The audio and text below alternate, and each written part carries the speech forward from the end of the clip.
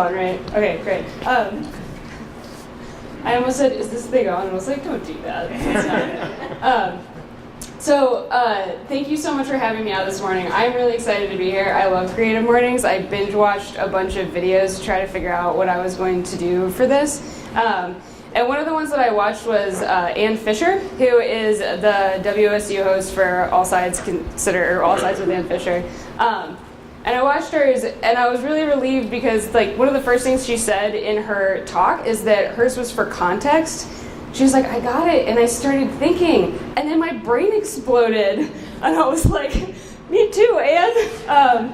Because I got the theme of tradition, and like, what do you do with that? Like, everybody's is different, and it kind of forms like who we are, right? So I think that a lot of people put up like the Merriam-Webster definition of tradition, or whatever their word is when they do these talks. And I Googled it, and there were like 9 entries. And I was like, oh, maybe instead of just reading off of this slide, I'll just pick what tradition means to me, right?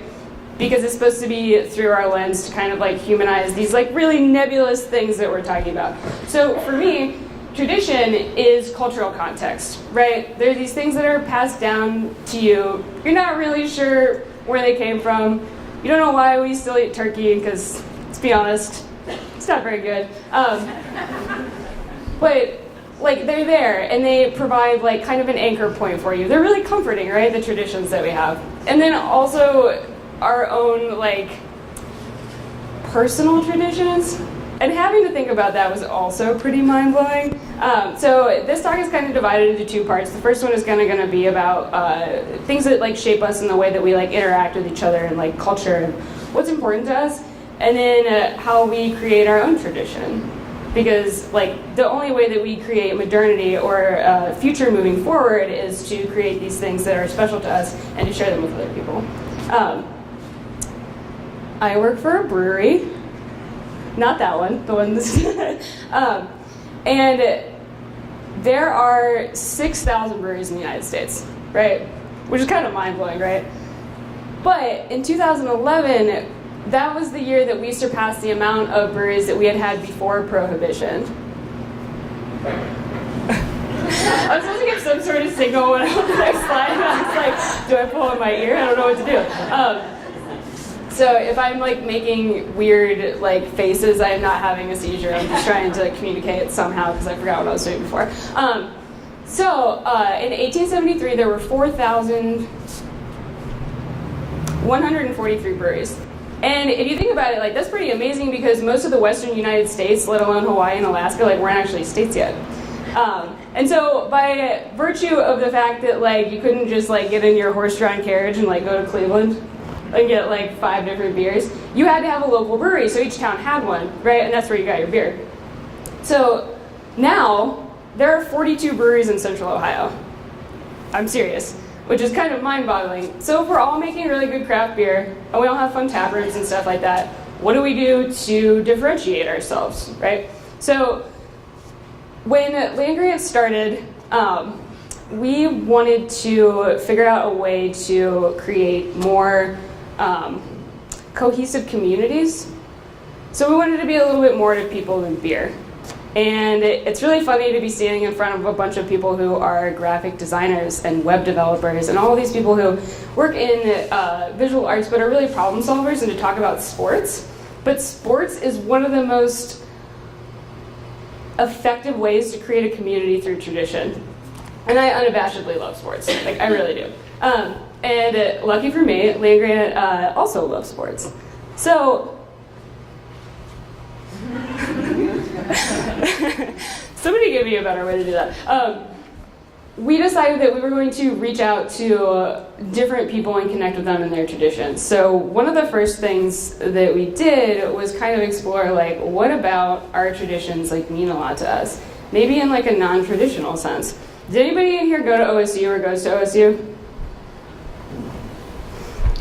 Cool, there's like 10 of you. I am also a Buckeye. And if you went to OSU, it was absolutely inescapable to see the skull session at least once. So this is when the marching band practices in Ohio Stadium. and then they walk to the horseshoe from there. They march. And so people who aren't even going to the game will line up and watch them. And the marching band is really, really old, right? It's almost as old as the football team. And so we decided to do an homage to the band geeks because they never get enough attention. I'm serious. Like, we have the best damn band in the land and all of this other stuff, but like nobody really makes anything for them. So we made a Skull Session beer, and we have this really cool poster, which is one of my favorite ones that we've made. And we put it out, and we were expecting like, oh yeah, that's cool, like some marching band people will show up. This beer sold out in 2 weeks for the first batch that we made, and people were calling us from Alaska, begging us if they could just get some of it, like we could ship it to them. I don't know how many times I had to explain to somebody that it is illegal to ship over state lines and how I cannot FedEx you this beer, like I can send you a poster or a t-shirt or something like that. But we got some really, really sweet, heartfelt notes from people in their 70s who had been in the marching band. And they were like, I've never seen this before. Like, you really celebrated like the thing that I did, this heritage that I have, these people that I went to college with that I still talk to. Like, we are still, like, we all have this poster now. You know, like, we've been talking about it. I got to reconnect with them. Like, I got to meet their grandkids in one instance. Like, they were only an hour away and I never talked to them, but we bonded over this. Like, you made us a beer. And like after like the fourth phone call, and I was like sitting in the bathroom crying, and I'm like, we did such a good job. Oh my God. I was like, how do we replicate this? And like some stuff just like takes off on its own. So, next slide. This is a homage t-shirt. So this beer was so popular, and everybody was so pumped about it that they made a t-shirt for it, and it sells out pretty frequently. It was only supposed to be a limited run, but it's still going, I think. I hope so. Somebody fact check that for me. You all have little computers, do it. But it's really cool to be able to see something that you made turn into something else, and on the basis of a tradition, right? This experience for these people in this marching band was such like a huge thing in their life that it became foundational to like who they are as people, where decades later they're still talking about it and they're still excited about it, right? And then there's this.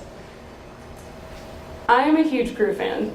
And the day that they announced that the Crew were leaving, and if you're on a news crew, please don't do this. We had 3 cameras literally break into our tap room, and it was like 9 a.m. and like we were all like, what's going on? Like, what do you mean they're leaving? Like, I hate Anthony Precourt. What is wrong with him? But we have like one room or one door off the patio that's always open for employees, so that people wandering in at 9 a.m. like, are you open? Can I have a beer? No, it's 9. Leave. What are you doing? They walked in and they were like, we'd like a comment. Do you have anything that you can tell us about the Crew? Like, we'd really like to know what you think. And we were just like totally shocked.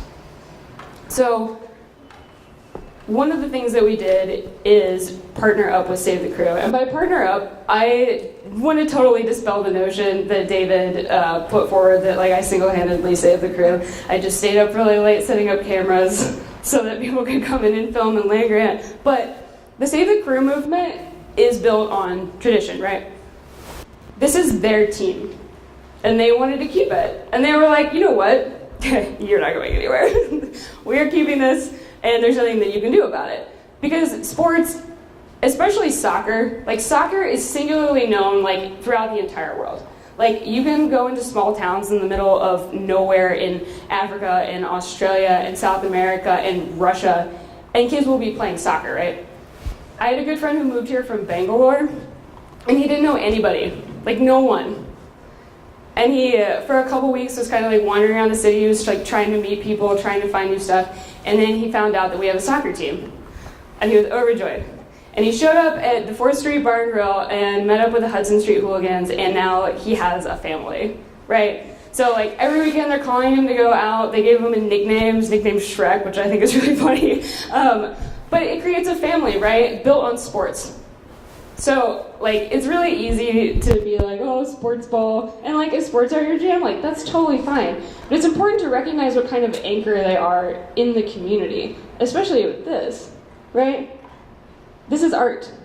It's an homage to a group of people that like absolutely would not give up. They were like, you're not leaving, like this is our team, go away. And then you can go to the next one. I want to also dispel the notion that tradition is always a good thing. It can be really harmful, right? If your tradition in any way rejects or isolates a group of people based on their gender or their sexuality or their race, get rid of it. Like, and sometimes that's not easy. That is a really hard thing to do sometimes. But it's worth it, right? We have to move forward, and we can't just completely rest on the idea of tradition like all the time. It's kind of a cop-out, if you will, in some instances. So it can be good and it can be bad, and the beauty of it is that we can take what we want from it and we can reject the rest of it. Yeah? I see some like pretty stellar hair colors in here, which is awesome, because I also had lots of hair colors in high school. And I was told when I graduated that I needed to turn it back to its original shade or I was never going to get a job. And I was like, that's a bummer, you know? Like, but what if everybody had colored hair? Are you not going to hire any of us? And then I was like, wait, it's 2011. You are not going to hire any of us. We'll figure that out later. But, so we constantly need to be changing. It's important, right? And you guys are all creative people. We're at an event called Creative Mornings. You got out of bed for this. It's important to you. So you can utilize the ways that you've developed to think and problem solve to figure out what you can do to tackle issues that are coming up. There's high school students here, right? Yeah. Will you guys save us? I am not sure if my generation is gonna make it, but like you guys might just please. No, I'm just kidding. Like, no matter what age you are, you still have the capacity to affect change. And you care about it, which is why you're here right now. Go back. So this says, the modernity of yesterday is the tradition of today, and the modernity of today will be tradition tomorrow. And that's by Jose Andres, or Jose. He's a chef and humanitarian, and he's like one of my heroes. I love to cook. And he's right. He came over to the United States, he's Spanish, and he basically introduced the concept of small plates, which doesn't sound like a big deal, but if you're like me and you go to a restaurant and you're like, oh my god, there's like 15 things I want to try, and I don't want to spend $300, and also like I don't really want to get on a treadmill today, like you can get a bunch of small plates, which is amazing. So he took a tradition from his town in Spain and brought tapas over. It's amazing. He also goes around and talks about food insecurity, which is also amazing. So he uses his creative platform for a greater good. That's his tradition. All right, the next one. So we get a lot of cool stuff when we're like, yeah, I don't want to do that anymore. And these are some of my favorite things. So John Coltrane's Giant Steps has a jazz standard in it, and the first time it was played, people were like, what are you doing? Like his poor pianist like could not keep up and was like super mad and never got another crack at it because they were doing a live recording at the time. And now these jazz standards are taught to jazz students all over the place. But he was like, I don't want to play that. I'm just going to play this instead. You go to the next one. The Bauhaus movement. I'm basic, okay? I only have a very basic knowledge of architecture, but I think this is cool. This German movement decided to reject all of, like the Corinthian columns and all the other stuff and like the grand facades of like Prague and things like that, and just made this super simple stuff. And I love it. It's great.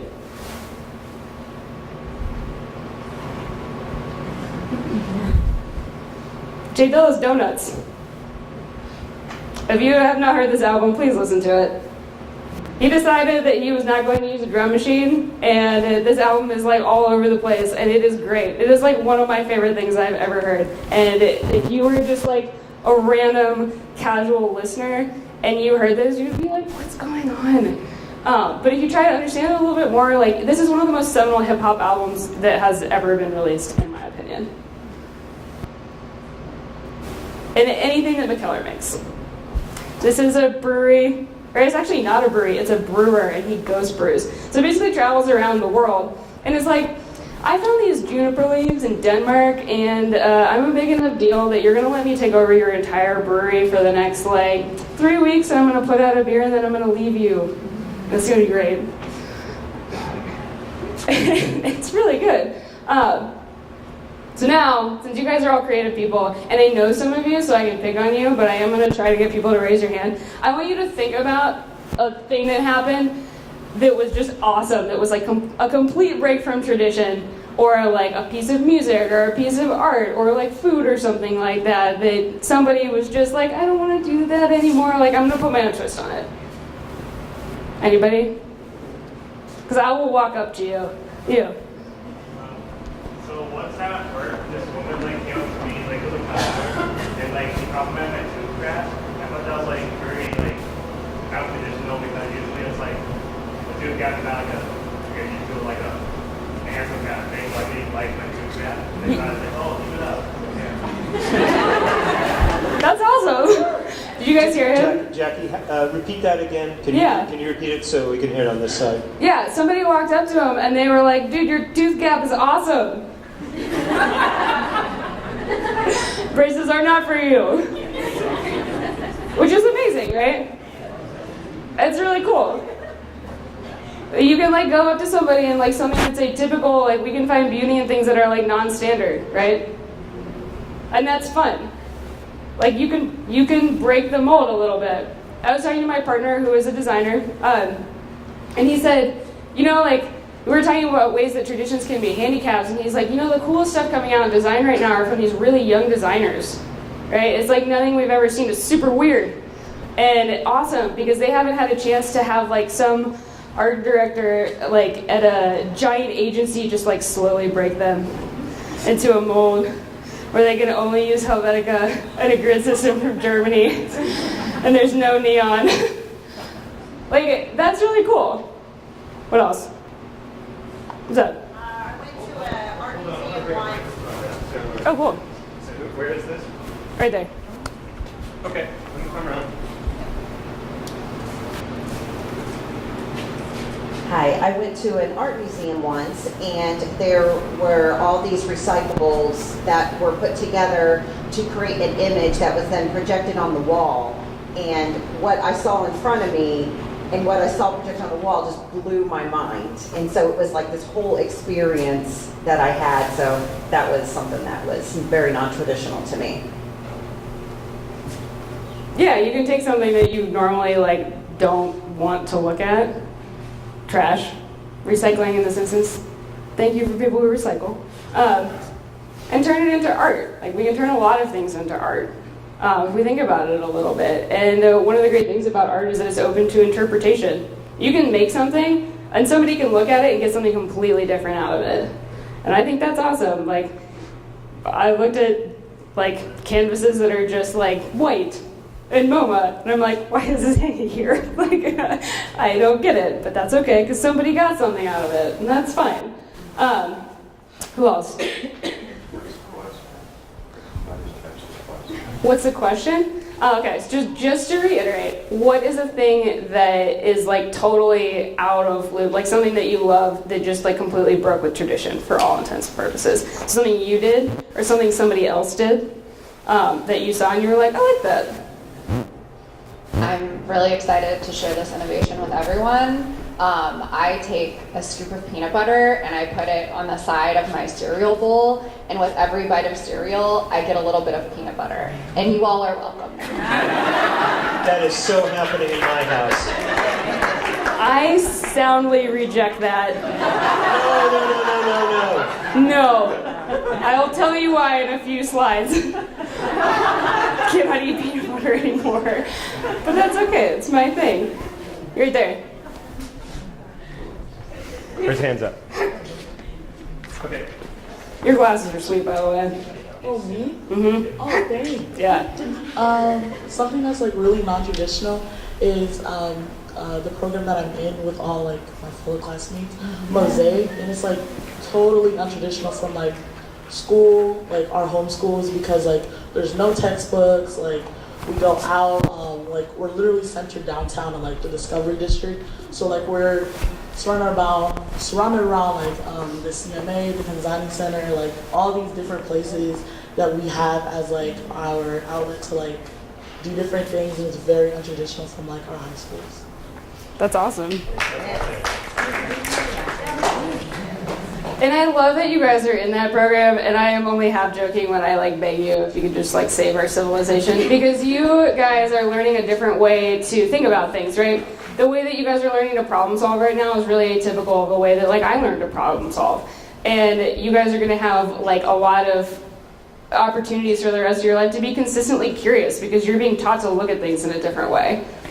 And that's really cool. And I think that that's one of the things that we lose as adults, right? Like we kind of have to compartmentalize everything in our everyday lives. Like we have to pay bills, and we have to go places, and we have to do this, and we have to talk to these people. And then we go sit on the couch with our cat and drink wine to try to forget that we did all those things that day. Like there are a lot of different ways that you can look at stuff, right? So like as you go about your everyday life, like think about all the ways that like tradition affects you, if it's good or if it's bad, right? Does it serve you? Does it harm others? Is it great? Can you like not wait to eat that thing that your grandma makes? Not my family, we'll get to that later. One more, Jackie. One more? All right, right here. So I have a son who he was born on Christmas Eve. And he said to me this year, so we make a big hoopla of tradition about Christmas Eve. We've implemented all kinds of things to make his birthday special on Christmas Eve. But he said to me this year, Mama, it doesn't feel special because it feels like, you know, it's just Christmas and all my presents are all the same, and I don't feel like, it doesn't feel like separate, my birthday. So I said, okay, we'll make it special. So last night we made, like, and thank goodness for my mom, but we made the biggest deal out of him and celebrated him, and he got his birthday presents on a different night than Christmas Eve.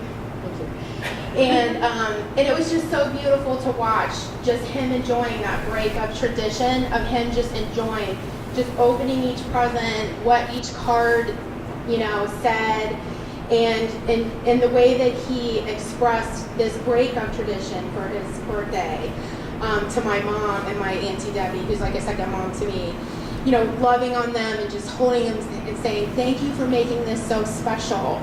Thank you for all the work that you put into it. So it was just a really celebration of a person and holidays and birthdays. I need to go call my mom. Moms, man. Yeah, like the people that raised us, like even if like it wasn't like a traditional like family that you had, because like there are all sorts of crazy people in my family. And I, like, it's very atypical, but, like, each one of them had, like, a really important role. That's actually an excellent segue into my next part of my talk. This is me on my second birthday, and I am pissed. When I was a kid, I have an uncle, he's my Uncle John. And he's like my favorite person on earth, right? He's like a super dad now, but when I was little, I actually thought that he was Indiana Jones, like legit. Because he let me watch Indiana Jones movie when I was in kindergarten, which is like, in retrospect, not age appropriate, but that's fine. And then 2 months prior to this birthday party, I had a really irresponsible babysitter at the gym that my parents went to, and he decided it would be a good idea to show a bunch of kindergarten, first and second graders Jurassic Park. I will always remember and have a deep fear of Porta Johns, like always. But I was just like, dinosaurs. So I like, but my uncle and I, like, he used to watch me all the time, and like, because I was like 3 and 4, I would just like make him do things. I would be like, you need to make this noise, or like, you need to get on all fours and like walk around in the living room and like roar and stuff like that. And in my like tiny like 3 and 4-year-old brain, you're like, nouns. I'll just put together some nouns, and like that's what you are now. So I used to call him my purple pumpkin-headed monster man. And he was the best. And I decided, I was at a new school this year. My mom had just married my stepdad. Like I was going to make a really great impression. I went to the cake lady at Kroger and I described my artistic vision to her. I want a purple, pumpkin-headed monster man. And I want the monster to look like a dinosaur. I had not seen my cake. I was saving it. I told all of my friends what was about to happen. And then that happened. I had my safari shirt on. I'm pissed. But this goes into like my personal narrative, right? I have a history of explorers in my family, like legit. My great aunt never got married. She took a lover and got in a like caravan, for lack of a better word, and drove around Central and South America collecting rocks. She was a geologist. I'm the fourth generation of women in my college to graduate from a four-year university, which is really cool. And like my uncle, he was an engineer, so he had a Cessna, and he would have to go out and do water quality testing, so he would take me with him in his plane. And I was like 6. I have like a alarmingly small amount of risk aversion. I do really dumb stuff, which we'll learn more about in a moment. But at this point, I distinctly remember, because I wrote it down in a school project, that I was going to be somebody, right? It was going to take a lot of time, and I was going to have to work really, really hard. But I was going to be a pilot and an archaeologist by the time that I graduated from 8th grade. Nothing would stop me. Clearly that did not happen. But it's important to have these like stories that you tell yourself, right? So like when you're afraid or you have anxiety or you're depressed, you can go back to this narrative that you've developed for yourself based on your own tradition, right? So in my family, like we are grand explorers. And so when I didn't feel courageous or I had a lot of challenges in front of me, I would just try to remember this, and I would remember being up in an airplane with my Uncle John, and I would remember my bug catching kit, and all of this stuff, and it's really comforting to me, right? That's my foundation, like that's my tradition. And I would go on to, again, do some really dumb stuff. This is me on the top of the Rockies. My face is totally melting, and I would like to think this is a really glamorous shot, and I'm like looking off into the distance, but really like I'm starving. And I'm really tired, and one of my riders has just puked off the side of this thing, and I have to figure out where the support man is so I can get them to our host. And I have ridden my bicycle here from North Carolina, and almost died multiple times, and somehow not. So in 2015, I decided it would be a really good idea to leave my independent consulting business and do a program called Bike and Build. We raised $168,000 and rode 3,692 miles from Nags Head, North Carolina to San Diego to promote affordable housing, right? Giving back to the community is also a tradition of mine, right? For me, like, what is the point of having all of these opportunities and being super privileged if you can't give back to the people who helped you out or who will change the world in the future, or people like you don't even know, right? If we all just did like a little bit for each other every day, like, it might not be that bad. Maybe we like talk to each other, bipartisanship, I don't know. Maybe, you know, like, there's so many instances where like I see people and they're like really afraid. Like that's the basis of it, right? You just don't know about something, so you're like, that's the other, that's not my tradition, that's not my context, that's not my thing. That's wrong. It's not. Except for turkey. Turkey is trash. I hate turkey. Like you have the opportunity to learn about people. And the second that you just decide that you're not going to, or you don't utilize your creative skills to try and like be curious and absorb as much as you can for your mental capacity of the world around you, like there's so much cool stuff. Like what's the point of that? Like go explore. You don't need to do this. Does bad things to your body. But like go out in your city and talk to people that you don't know. Seriously. There's my finger wag for the day. Next one. I also went to Cambodia, and it took me 4 days, but I got to Angkor Wat, which is one of the 7 wonders of the world. This is a carving that was made in the 1200s, and it was amazing. Like to see this civilization in a part of the world that we don't really think about because it's been ravaged by bombs that we dropped on it, or, you know, is just a part of like the world that like we don't really think about because it doesn't impact us that much. You can go explore. I almost died after this trip. Please don't brush your teeth with sick water in Cambodia. Pro travel tip for you. Yeah, that face you're making right now, yeah, it was bad. Next one. And this is my Uncle John. He's on the left right there. And this is in South Africa where the Indian Ocean meets the Atlantic Ocean. He thought it would be a good idea to convince me to drive from one end of that country to another. Again, I almost died like 5 times. We drove on the N2, which I found out afterwards is the second most dangerous highway in the country. But I didn't know that all the time, so sometimes a little blissful ignorance is good. And I've gotten to see some really, really, really cool stuff. I have gotten to stand on beaches where there's no cell reception for like the next 8 miles of anywhere that you could drive and watch dolphins play. I've climbed all over the place where they shot, what's that movie? Tomb Raider. I have met people that, you know, like I never would have talked to otherwise and learned about them and just tore down like whatever mental like reservations I had about them just by having a conversation. And also a lot of the time, like I'd like to tell you that this is like really glamorous and that I wasn't like super broke doing this and didn't have to make sacrifices or leave my job, or, you know, that like I'm just like definitely like world explorer extraordinaire and I go somewhere every year, but I don't. And those are really taxing things, but they're worth it for me. A lot of times, and my sister sent me this, and I lost a bet, so I had to put it in the slide. I look like this.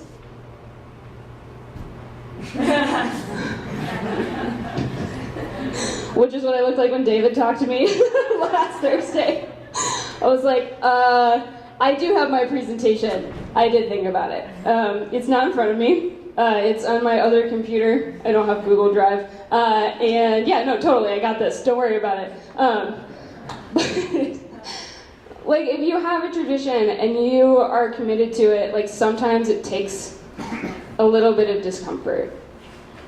Sometimes when you sit there and tell the stylist that you want your hair to be purple, or, you know, you come out to a family member and it's really hard, or you tell somebody that something that they're doing is making you uncomfortable and that you feel discriminated against, or you hand in a project to a design professor and you did it really well, but like there's a lot of new squiggles on it.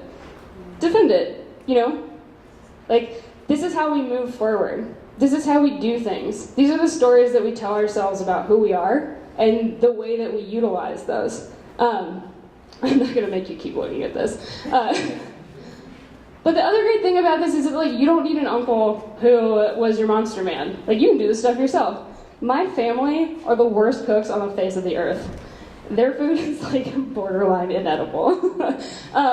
And it's not really their fault, right? So my great grandma, she grew up during the Great Depression, so she just cooked like whatever there was. My grandma was a single mom. She worked for the government in Cincinnati, or not Cincinnati. Oh my gosh, I can't believe I just said that. I hope she doesn't see this. Cleveland. I'm really sorry, Grandma. But, you know, they learned to cook out of boxes, right? It liberated them. They didn't have to spend 2 hours in the kitchen. They could just make like mashed potatoes out of a box. They could open a can of like beans or something like that. They could do like frozen microwave dinners. And they were like, this is great. I don't have to stand here and cook. Feed yourself. And then my mom grew up with that too. So my grandma raised my mom, and then my mom, who's an amazing gardener, right? And I have killed 7 cactuses. Seriously. She also was just like, you know what, this is like not a thing that I enjoy doing. Like, I don't like cooking. You can feed yourself. Figure it out. So my brother and I, when we were in high school, we were just like, I'm not eating this. She was just like, oh, really? Here's a grocery store budget. Why don't you cook? So we went to the library and we got a bunch of cookbooks and we took them home. And now cooking is like the thing that I love to do the most. Like, it's my hobby. I get home and I just start cooking. And I've told that to a lot of people and they're like, you're insane. What is wrong with you? Why would you leave work and then like keep working? But this is my creative outlet, right? Like I do a lot of problem solving in my job every day, and I do a lot of stuff that's really gratifying to me. I get to help my community. But also, like, I kind of want to make something cool, and I want to go to Saraga, which is a really cool grocery store if you haven't been there. It's on Morse Road, and grab something I can't identify and try to cook with it, which does not always work. But it's successful enough at the time that I can just like keep going. These are my experiments.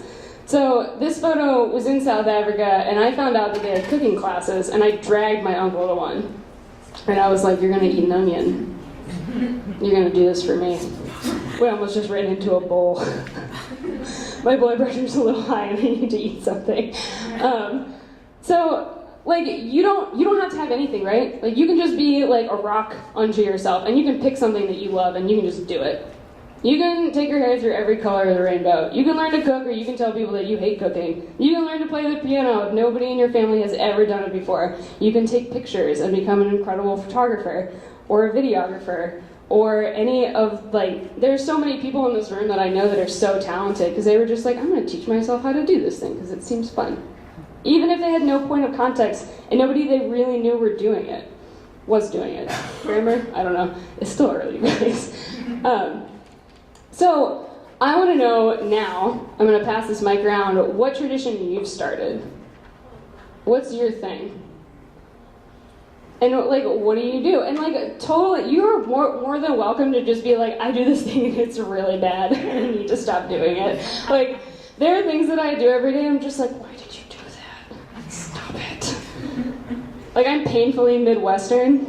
Somebody cut in front of a line, like, I was in a line to buy, like, baked goods at that, like, little Japanese grocery store that's in Upper Arlington that's, like, behind that strip mall. You gotta go in there and find it. It's called Tensuke. It's amazing. But I was standing there patiently, and I'm all excited because I want to get, like, my black sesame pudding.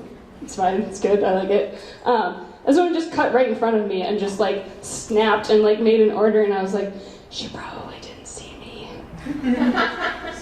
There's a reason for this. She's probably in a hurry. Maybe she's having a bad day. What if her dog died? Oh my god. Like, no, that's just rude. Like, you cut in front of me.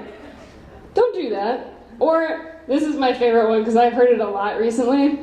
When people throw out their astrological sign to excuse their behavior, they're like, I totally yelled at that lady on the phone, but like, I can't help it. I'm a Leo. I'm a fire sign. No, you're a jerk. Don't do that. It's important to recognize like stuff that we do that's not helpful to us, and try. And like, no one's perfect. I'm not perfect. I can't tell people they should go behind me in line because I've been standing here. And also, like, sometimes I'm just, like, not very kind, or, like, I'm impatient, or, you know, like, I have things to do that I want to do, and I get really frustrated with the people around me, even though, like, they're not doing it intentionally. Like, that person didn't, like, get in front of you and stop because they don't want you to make it through this red light, even though you are clearly late because of your own poor time management skills. They have 3 kids in their car. Like, let it go. But also, like, again, back to a positive note, maybe you didn't have something in your life that you needed, and instead of waiting for somebody to give it to you, you just got it yourself. Or you just did it yourself. Or you created an environment where people around you could like feel safe or do something fun, right? So yeah, tell me about that.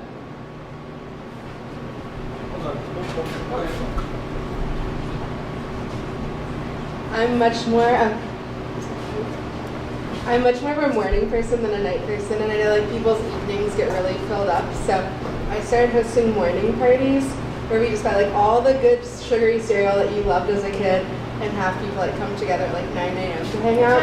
And so it's been great. Sometimes they're like focused on like we did one that was teachers and like people that work in the community just like sharing their story, introducing themselves. It was so fun, and I want to keep doing that forever. Sometimes we do like boozy cereal too, which is really good. There's a baby down here, that's why I was... Yeah. So we're going to do a couple more. I, per my usual, talked a lot and maybe went over my time, and I'd like you all to get to work if you want to go. So I'm going to let David take a couple more people. David, yeah. Okay, I love that you just popped out of your seat. You're like, hold on. I have something to say. so just like over the past year, I've just been going through a lot. So I started to do this thing like once a month or like a week or something, wherever I figure it out. I started to like just clean my room and then light a whole bunch of candles, and then I'll like just close the door and run and get in the shower, and then I'll come back and the room is just like so nice, and it just feels so good because it's just like your own space. But I don't know, that's just my new tradition because I love self-care. Yeah, that's like a life tip. I would like to give you a round of applause for that because I don't think that we do enough to take care of ourselves, and I am stealing that. But I'm gonna have electric candles because I have a cat and I don't want to light my house on fire. One more, Jack. Well, I host the best hour of radio on TV. On Columbus Radio, the DJBC Happy Hour, which in like the 8 years I've been doing this show, I've built my own traditions, such as Thanksgiving, where I predict the Ohio State-Michigan game, and sadly the last 7 years have not gone so well. What are you doing, man? I'm a Michigan fan. But the opening number in the musical Fiddler on the Roof is ironically titled Tradition, and Tevye, who's the fiddler, the lead character, says, "Because of our traditions, we kept our balance for many, many years." And then the rest of the musical happens. Spoiler alert, they all leave the little village. But This Is Us, the show, which the family on that show, steep in tradition. Spoiler alert, I'm not going to share any spoilers. But that's about it, and I'll hand it over to David. That's fine. Michigan. Yeah. Are we good? All right. Thank you so much for letting me take up this much of your time this morning. I really appreciate it. Thank you for having this conversation with me. Really fun.